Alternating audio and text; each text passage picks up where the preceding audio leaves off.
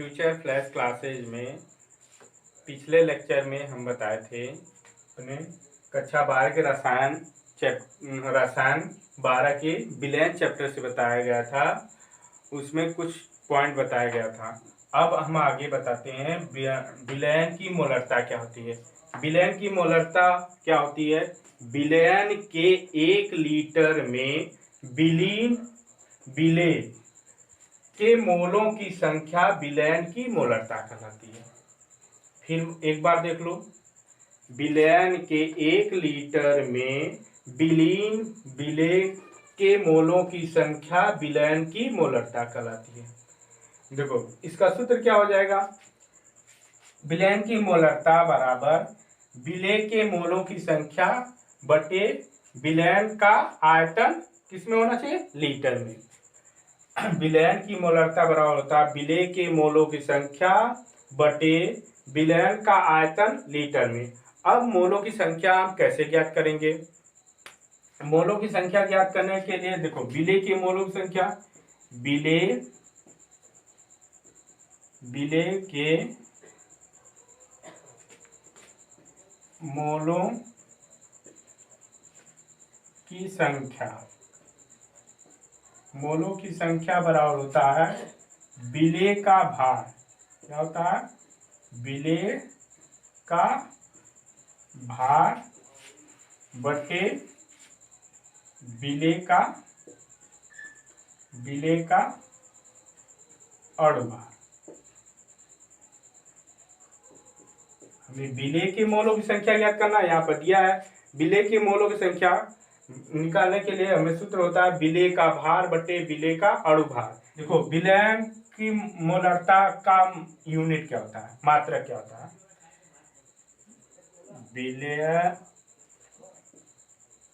विलयन की मोलरता का मात्रक क्या होता है? मोल प्रति लीटर। मात्रक क्या होता है? विलयन की मोलरता का मात्रक मोल प्रति लीटर। इसको हम किससे दिखाते हैं? प्रदर्शित किससे करते हैं? कैपिटल एम से। मोलरता को हम किससे दिखाते हैं? कैपिटल एम से। अब विलयन की मोलरता क्या होती है? विलयन की मोलरता 1 किलोग्राम विलायक में, 1 किलोग्राम विलायक में विलीन विलेय के मोलों की संख्या विलयन की मोलरता कहलाती है। देखो विलयन की मोलरता 1 किलोग्राम विलायक में विलीन विलेय के मोलों की संख्या विलयन की मोलरता कहलाती है। विलयन की मोलरता बराबर होता है विलेय के मोलों की संख्या बटे विलायक का भार ग्राम में गुणे 1000। अगर विलेय के मोलों की संख्या हमें ज्ञात करना है तो यही सूत्र हो जाएगा, विलेय के मोलों की संख्या बराबर विलेय का भार बटे विलेय का अणुभार। अगर हमें सूत्र मान लो विलायक का भार किस में दिया है? किलोग्राम में। विलायक का भार किलोग्राम में दिया है। विलायक का भार किलोग्राम में है, तब सूत्र क्या हो जाएगा?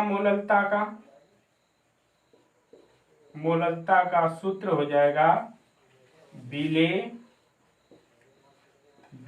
के सीधा मोलों की संख्या बटे विलायक का भार किलोग्राम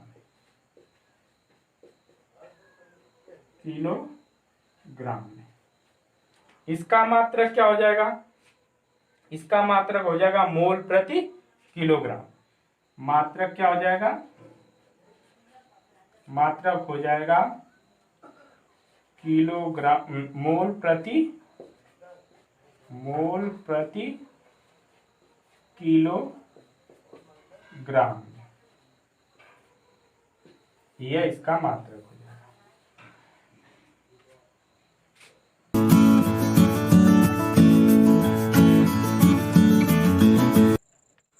आइए दोस्तों देखते हैं कि एक एग्जाम्पल मोलकता पे बताने जा रहे हैं।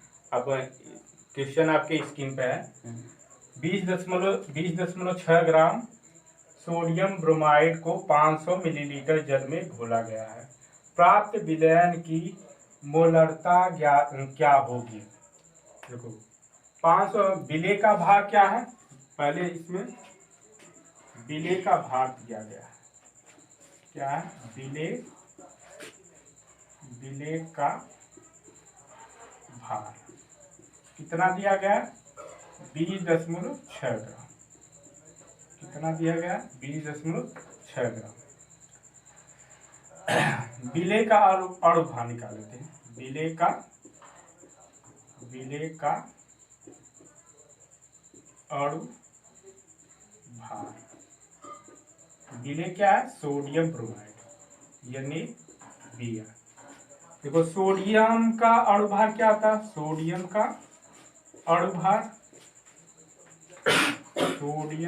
अणुभार होता है 23। कितना होता? 23। और ब्रोमाइड का Br का अणुभार 80 होता है। में क्या चाहिए? पहले अणुभार निकालते हैं तो क्या हो जाएगा? 23 + 80 कितना हो जाएगा? 103। अब विलयन का आयतन, विलयन का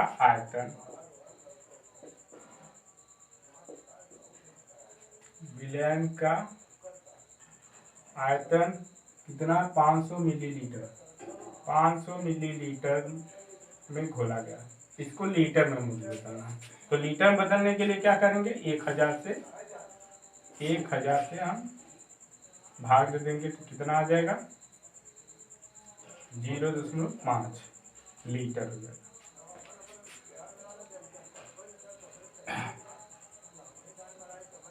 मोलरता बराबर होता है विलेय का भार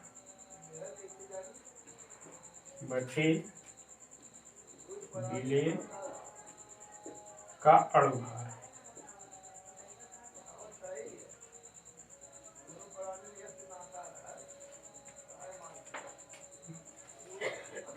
विलयन का आयतन लीटर में। चलो मान रखते हैं सबका। विलेय का भार कितना है? 20. विलेय का अणुभार 103। विलयन का आयतन कितना है? 0.5। अब इससे हम भाग दे देते हैं, कितना हो जाएगा? 0.2 तो हो जाएगा 2/5 भाग देंगे 0.4। मोलरता का मात्रक क्या होता है? मोल प्रति लीटर। देखो एक बार समझ में नहीं आया तो एक बार फिर देख लो। देखो सवाल क्या थी? 20.6 ग्राम सोडियम ब्रोमाइड को 500 मिलीलीटर जल में घोला गया है। प्राप्त विलयन की मोलरता क्या होगी? उसमें क्या क्या दिया है? विलेय का भार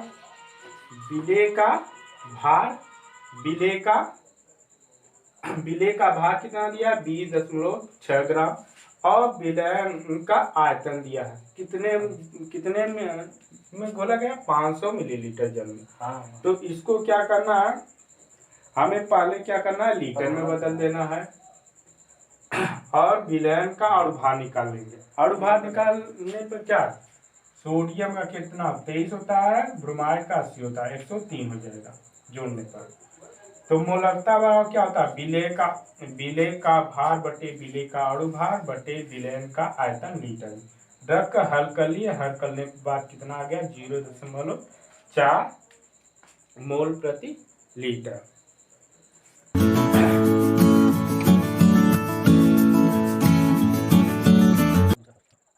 स्क्रीन पर दूसरा प्रश्न है, एक लवण का अणुभार 30 है, लवण की 3 ग्राम मात्रा 250 ग्राम जल में विलीन की गई है, विलयन की मोलरता क्या होगी।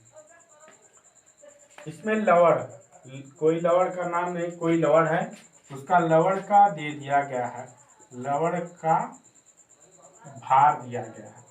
क्या दिया गया है, भार कितना है, 3 ग्राम। कितना दिया गया, 3 ग्राम। लवण का अणुभार दिया गया, लवण का अणुभार, अणुभार कितना है, 30। विलायक, विलायक क्या है इसमें, विलायक जल, जल क्या है, विलायक है, उसकी मात्रा कितना दिया गया, विलायक का भार, भार कितना दिया गया है, 250 ग्राम। देखो मोलरता का सूत्र क्या होता है, मोलरता बराबर विलेय के मोलों की संख्या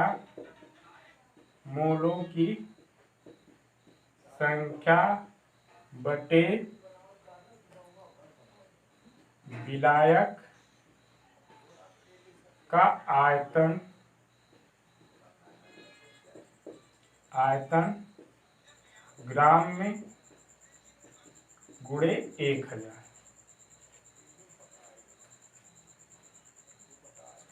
विलेय के मोलों की संख्या बराबर क्या होता है, विलेय के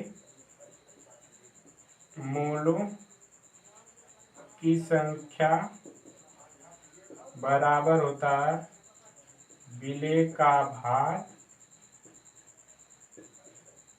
बटे विलेय का अणुभार।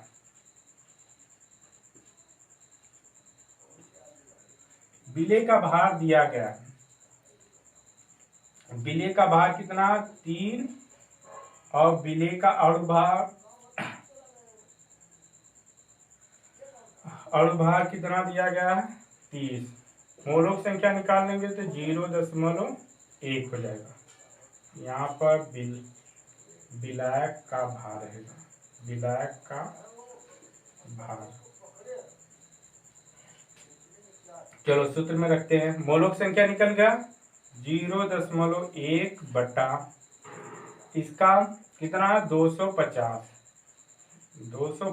विलायक का भार कितना है 250 गुणे 1000, भाग दे देंगे 4 हो जाएगा, गुणा कर लेंगे तो यह हो जाएगा 0.4 मोल प्रति किलोग्राम। चलिए एक बार फिर देख लो, एक लवण का अणुभार 30, लवण की 3 ग्राम मात्रा 250 ग्राम जल में विलीन की गई, विलयन की मोलरता क्या होगी। लवण का अणुभार दिया गया, लवण का अणुभार 30 है, लवण का भार 3 है, तो इससे हम क्या करेंगे, मोलों की संख्या निकालेंगे। विलेय के मोलों की संख्या, विलेय का भार बटे विलेय का अणुभार, 3/30 भाग दे देंगे 0.1 मोल हो जाएगा। कितना हो जाएगा 0.1 मोल। अब विलयन की मोलरता बराबर क्या होता है, विलेय के मोलों की संख्या बटे विलायक का भार किसमें, ग्राम में, गुणे 1000। हम उसमें रख देंगे, मोलों की संख्या निकल गया है और विलायक का भार दिया गया है 0.1/250 गुणे 1000। इससे भाग देंगे तो क्या आ जाएगा, 4 आ जाएगा। 4 आएगा, इसका गुणा कर देंगे तो 0.4 मोल प्रति किलोग्राम।